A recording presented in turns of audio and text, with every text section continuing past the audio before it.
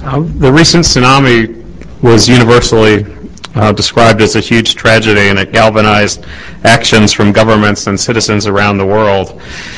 What does it take to move nations and people to act, whether it is a natural disaster or a human disaster? Well, I think the press can help. It's what you focus on that helps the people to know what they should be believing is important and should be paying attention to. I think the thing we should all, that I'm certainly very aware of, is the tsunami was something that was nothing, it's not man-made. It's something that happened, something that we could do nothing about to prevent. These other things we're speaking about, where millions of people are dying, we can stop them. They're man-made. Why are we spending so much? Why don't we completely understand that? And the numbers of kids that die, I don't know. I think it was the world. You probably know more than I do about the number of people that died in the tsunami. That number is a matter of weeks of people who die of hunger. So, that's what we need to think of. Right. How do we do, or what can be done to improve conditions in the countries from which the refugees are fleeing? Is there a way to deal with the issues before the refugee situation is created, particularly if it's economic rather than political, or can we just treat the symptom after the people have fled the countries? Yeah, absolutely, and then back to rebuilding infrastructure and focusing on the countries before they break apart into such conflict and such desperation. So absolutely. I'm trying to do that in Cambodia and then the families that I work with and around the world. I think when I went, for example, with the Millennium Development Goals people, we went to one village and this they had malariologists, soil experts, people who understood solar power, economists, everybody, and they could flood that area and walk around and understand and have a lot of answers to really do it from the ground up, as opposed to, I think now we often send one person in to maybe address one issue or somebody else, or we're not all working coordinated. That's for UN agencies and governments and NGOs, and the more we can work together to really do things from the ground up is the answer, I believe. We have several questions about China and North Korea, which is, I guess we could say, an emerging refugee issue. One person asked, what do you think about China turning back North Korean refugees to North Korea, knowing that they're sending them to prison camps and or death sentences? I'm educating myself on that now and hoping to take a trip to visit them. So hopefully maybe I'll be able to answer that better and more publicly in the months to come. But I think it's something we all must clearly pay attention to. There are a couple of questions about lawyers and the initiative that you are in town to work on. One came in by email from London asking, once the children would gain asylum, if they have the benefit of the lawyers, what extra rights would you like to see them have once they have gained asylum, rather than just being in a country and then being all alone? Is there anything else that we need to do for them? You might want to also add in. I think I'm sure guardians and helping them to understand. It's like most refugees that come here. It's helping them. Like the Lost Boys of Sudan. I think we all know about them. We know they first came. They didn't understand doorknobs. They didn't understand certain basic. There's lots of things to help somebody learn about a new country. Certainly a kid, and also I think we know children at school.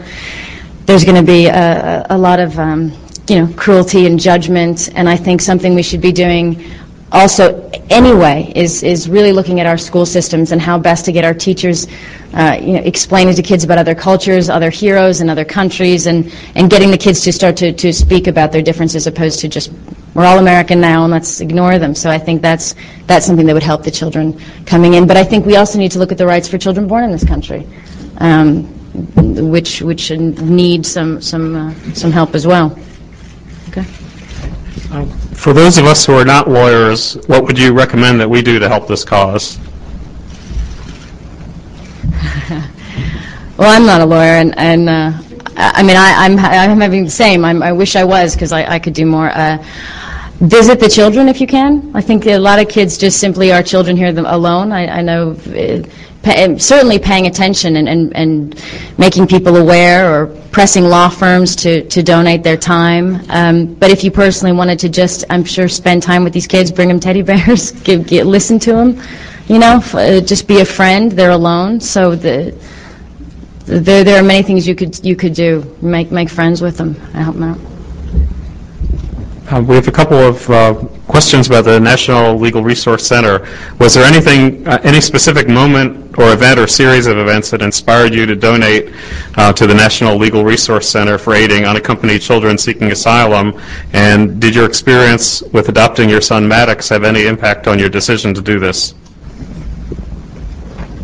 I'm sure it did at some point, because my son's country, the highest number of children trafficked from Cambodia are trafficked for begging. So when I was last in Thailand, and you'd realize that all the kids in the street, they don't speak Thai, they speak Khmer, and they were probably trucked out that morning by somebody to. So clearly, I'm aware of these kids and think my son could easily have been one. I went to visit Arizona, and I was with John and Elizabeth, and we had been speaking to different people on the Hill about this bill, and I just couldn't understand how this was happening to these kids. It made me, I was sick about it, and then we just thought, well, this is crazy. We all need to start working together, and who are the best people and who are already doing everything they can to help these kids, and let's find them, let's pull together, and let's come up with some idea to do something substantial today. So that's really kind of what came out of it. Do you plan to or hope to adopt more children? Yes, absolutely. My son's in love with Africa, so he's been asking for an African brother or sister.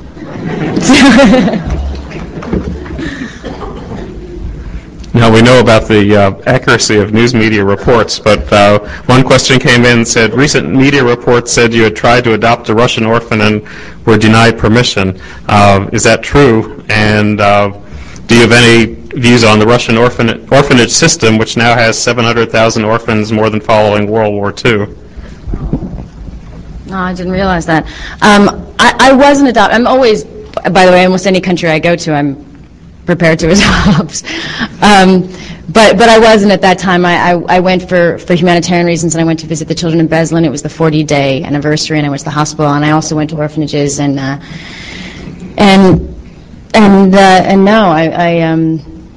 I wasn't denied any kind of adoption. But then when I saw a picture of this kid, which I didn't know, and thought, God, that's amazing. They would do that, and I still wonder how that kid is and where that. If somehow the press did something with this unknown child, and how his life's been affected by that. So that's just another example of how the press needs to be so careful, because what does that mean for his future if he's been so publicly turned into some story that there's nothing to it, but now he's out there, and who is he anyway? This little kid. What motivated you in 2001 to get involved with the refugee issue, and how did it come about that you became Goodwill Ambassador? I went to shoot a film in Cambodia, and it was the first time. I grew up in the States. I had a pretty good education. I did, but I really didn't. I was not educated about other countries and other histories properly, I believe, as many of our countries are not. And I went to Cambodia, and I was shocked. I didn't understand. They said you can't shoot over there, and please don't walk over there because there are landmines, and then this is what a refugee is, and these people that they've all returned from this area, and this is the prisons, and it was very clear to me that there was a lot about this world that I didn't know, and I felt really ashamed and ignorant that I didn't, and that I had to start educating myself. And I had also been following what was going on in Sierra Leone at that time when I was in England, and then I came back to the States, and I couldn't follow it as well.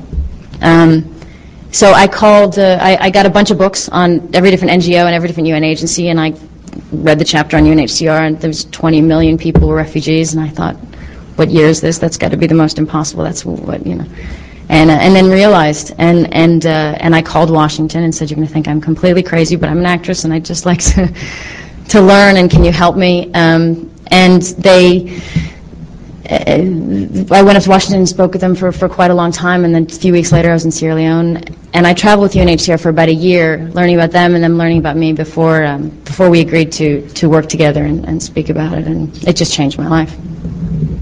Well, in fact, that leads into the next question, which is, how did the humanitarian work alter your perspective?